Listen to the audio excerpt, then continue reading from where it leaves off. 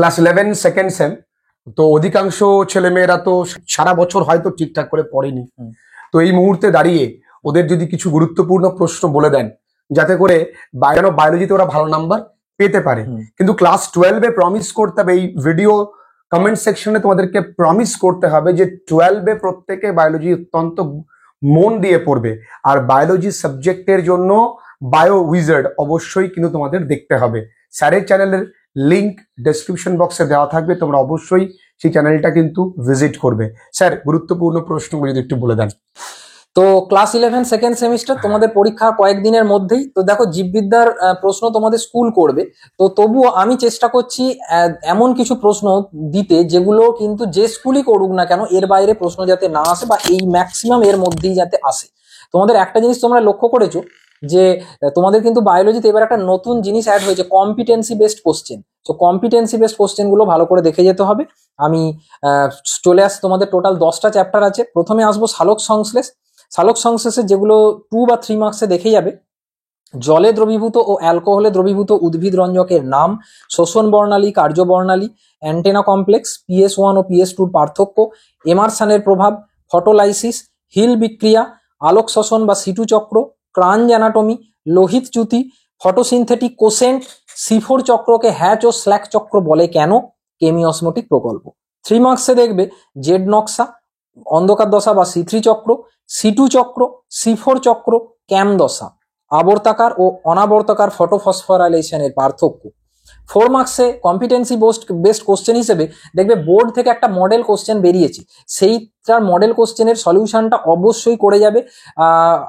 আমি ক্লাস 11-এর সম্রাট এক্সক্লুসিভ যে বায়োলজি বইটা আছে, সেই বইটা আমি লিখেছি, সেখানে আমি মডেল কোশ্চেনের সলিউশন করে দিয়েছি। সেই বইটা যাদের কাছে আছে তারা তো তোমরা দেখে নিতেই পারছো। তবু যদি নাও থাকে, তোমরা শিক্ষক মহাশয়ের সাহায্যে ওই দুটো মডেল কোশ্চেনের সলিউশন অবশ্যই করে যাবে। এবং C3 C4 এর লেখচিত্রগুলো দেখবে, সালোক সংশ্লেষের হাড়ের লেখচিত্র কিভাবে পরিবর্তন হয়, ওখান থেকে কম্পিটেন্সি বেসড কোশ্চেন আসতে পারে। উদ্ভিদের শ্বসন চ্যাপ্টারে চলে আসছি, 2 মার্কসে করবে EMP পথ কাকে বলে, গ্লাইকোলাইসিসের দুটো তাৎপর্য, ল্যাকটিক অ্যাসিড সন্ধান ও কোহল সন্ধান, সাইট্রিক অ্যাসিড চক্র, ETS এর তাৎপর্য, প্রান্তীয় শ্বসনে অক্সিজেনের ভূমিকা, ক্রেবস চক্র, অ্যাম্ফিবলিক পথ কেন, আর কিউ কাকে বলে, জারণমূলক ফসফরিভবন ও সাবস্ট্রেট লেভেল ফসফরিভবন, প্রান্তীয় শ্বসনে এক অণু NADH2 ও এক অণু FADH2 জারিত হলে কত অণু ATP পাওয়া যাবে, লুপ্ত বিন্দু কাকে বলে, অবাত শ্বসন ও কোহল সন্ধানের পার্থক্য।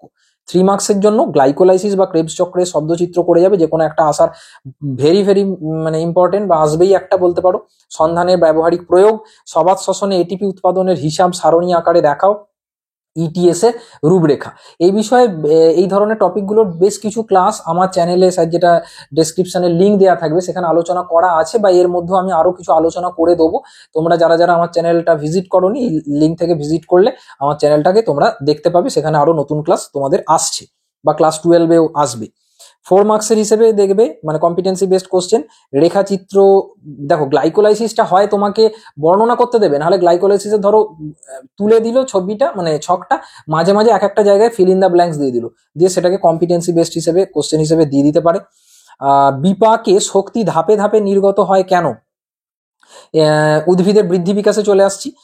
2 মার্কস কোশ্চেন, লেখচিত্রের সাহায্যে বৃদ্ধির দশা দেখাও, আপেক্ষিক ও চূড়ান্ত বৃদ্ধি, রাবার ব্যান্ড ও বাবলগাম, ডি ও রিডিফারেন্সিয়েশন, উদ্ভিদ হরমোনগুলোর কাজ, পার্থেনোকার্পি, হ্রস্ব ও দীর্ঘদিবা উদ্ভিদের নাম, ফাইটোক্রোম, PFR ও PR এর অনুপাত কিভাবে আলোক পর্যায়বৃত্তি নিয়ন্ত্রণ করে এবং আলোক পর্যায়বৃত্তির গুরুত্ব।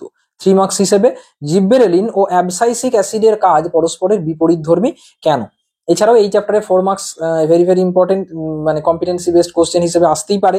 যেমন ধরো, বা 2 মার্কসেও দেখবে বোর্ডের মডেল কোশ্চেনে দিয়েছিল, একটা রাবার ব্যান্ডকে প্রসারিত করলে সেটা আগের অবস্থায় ফিরে আসে, কিন্তু একটা বাবল গামকে প্রসারিত করলে সেটা আগের অবস্থায় ফিরে আসে না। মানে ফিজিক্সের সাথে বায়োলজি মেশানো এই টাইপের একটা প্রশ্ন দিয়েছিল, যে এই দুটো বৃদ্ধির সাথে উদ্ভিদের কোন বৃদ্ধিকে তুলনা করা যায় সেটাকে ব্যাখ্যা করো। এছাড়াও 4 মার্কসের এই চ্যাপ্টারে ধরো দিয়ে দেয় যে কি ঘটবে যদি জিব্রেলিক অ্যাসিড ধান গাছে বা ধান চারা গাছে প্রয়োগ করা হয়, পচা ফল কাঁচা ফলের সাথে থাকে, ইত্যাদি ইত্যাদি। এবার চলে আসবো হিউম্যান ফিজিওলজি, প্রথম পরিপাক ও শোষণ। এখান থেকে টোটাল 18 নম্বর আসবে হিউম্যান ফিজিওলজি থেকে, আর প্ল্যান্ট ফিজিওলজি থেকে 17 নম্বর আসবে। তো এখানে 2 মার্কসের যেগুলো করবে, Castle intrinsic factor, villi, lacteal ও Peyer's patch, crypts of Lieberkuhn, Kupffer কোষ, অ্যাম্পুলা অফ ভাটার, হেটেরোডন্ট ও থেকোডন্ট দাঁত, ব্রুনারের গ্রন্থি, দুটি পিত্তরঞ্জক ও পিত্তলবণের নাম, সিসিকে পিজেড, পেরিস্টলসিস, কাইম ও কাইল, কাইলোমাইক্রন ও মাইসেলি, পিইএম এবং পিসিএম, ফ্যাটের পরিপাকে পিত্তরসের ভূমিকা, সাক্কাস এন্টেরিকাস এবং যকৃতের দুটো কাজ। এই চ্যাপ্টারে 3 মার্কস।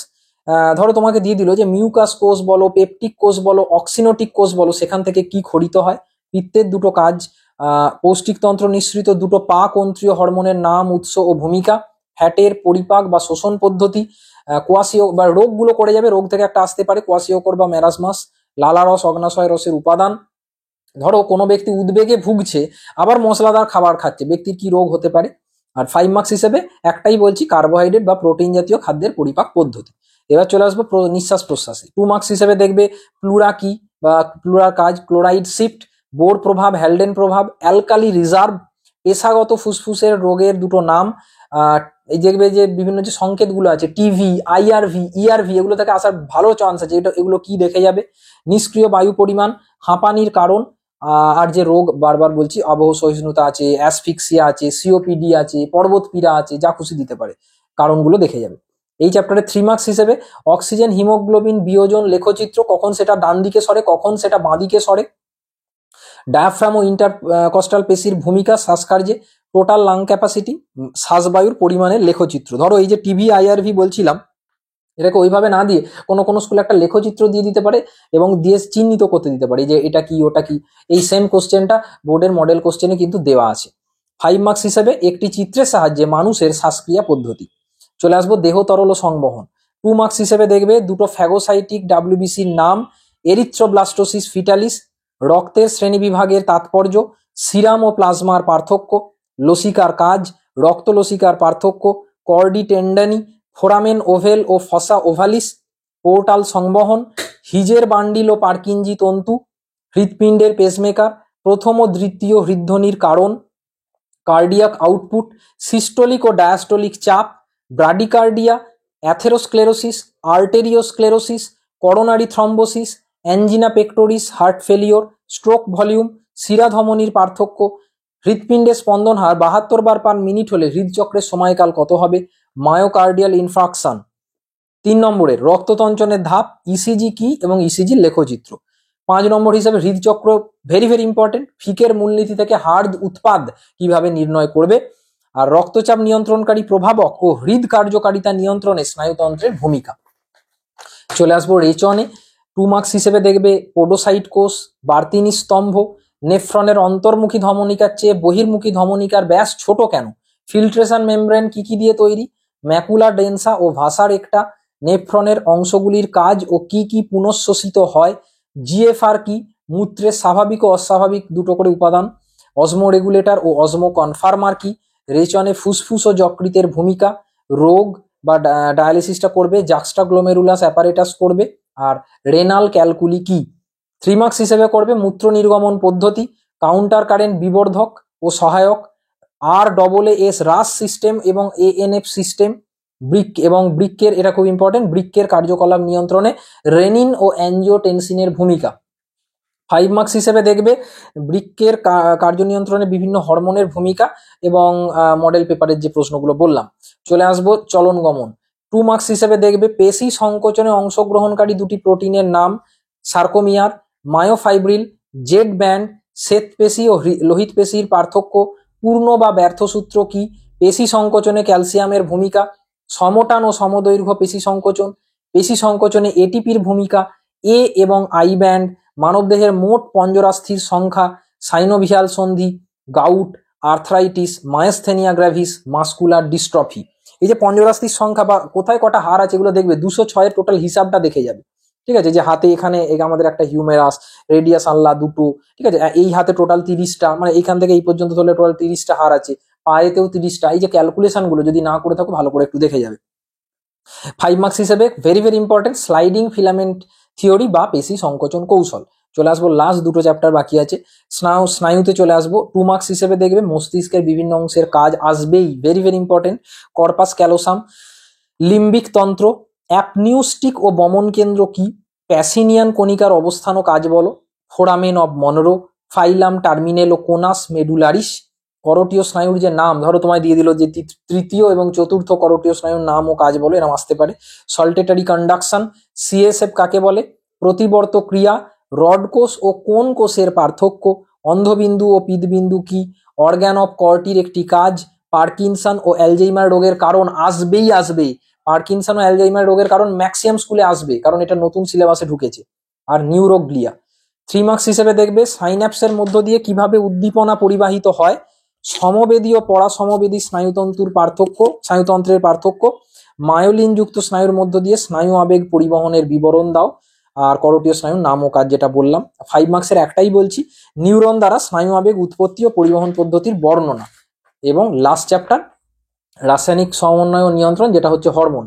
2 মার্কস হিসেবে tropic hormone, feedback mechanism, adenohypophysis থেকে খরিত হরমোনের কাজ, মেলাটোনিনের উৎস এবং কাজ, পাহাড়ি লোকেদের গয়েটার বেশি হয় কেন, টিট্যানি, টাইপ 1 ও টাইপ 2 ডায়াবেটিসের পার্থক্য, হৃদ সংবহনতন্ত্র ও পৌষ্টিক তন্ত্রের ওপর অ্যাড্রিনালিন হরমোনের প্রভাব, আইডিডিএম, ইনসুলিন ও গ্লুকাগনের কাজ বিপরীতধর্মী কেন, ডায়াবেটিস ইনসিপিডাস মেলিটাসের পার্থক্য। আর যে রোগগুলো অবশ্যই করে যাবে, অ্যাডিসান ও কুসিং বর্ণিত রোগ, প্লাজেন্টার নিঃসৃত হরমোনের কাজ।